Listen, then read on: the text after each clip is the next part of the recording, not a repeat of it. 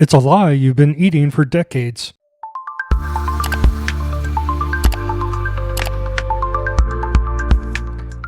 Good afternoon, everybody, and welcome to Hidden History with Frank Strickland.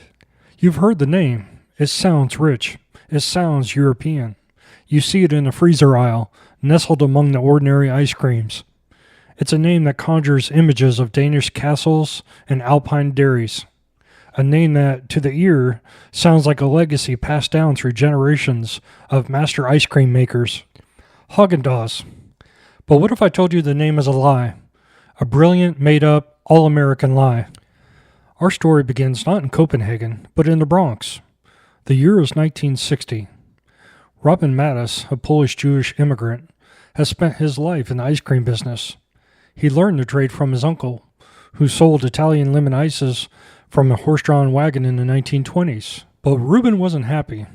By the 1950s, the big corporations were taking over, and they were cutting corners. These companies often use cheap ingredients, and they pumped their ice cream with a lot of air to cut cost. Reuben saw a gap in the market. He wanted to make something better, something pure, something that was dense, rich, and made with only the finest cream, eggs, and flavors. But a great product needed a great name. How do you convince people that your ice cream made in New York City is worth more than the rest? You give it a pedigree, a story, a name that says old world craftsmanship. Reuben and his wife Rose sat at their kitchen table, saying foreign-sounding words out loud. They wanted something that sounded Danish, because as Reuben would later say, Denmark was the only country that saved a large portion of its Jewish population during the Holocaust. It was his personal tribute. Early Häagen-Dazs cartons even featured a map of Denmark to reinforce the connection. They tossed words around, creating sounds that didn't exist in any language. Häagen-Dazs. They put the umlaut over the A to make it look more authentic, even though the Danish alphabet doesn't have one. The ZS letter combination in Daz is also incorrect for a Scandinavian language. It doesn't appear in Danish or Swedish. The name meant nothing, literally. The name is completely made up and has no meaning in any language.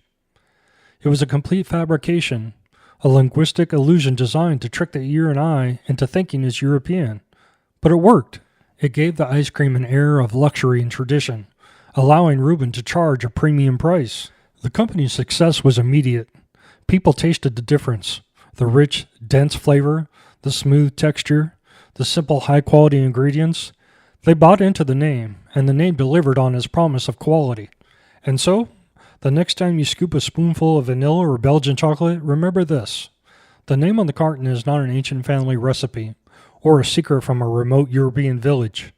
It's the story of a determined American immigrant who, with a spoonful of ingenuity and a made-up name, created a brand that became a legend. Thank you for watching, and take care.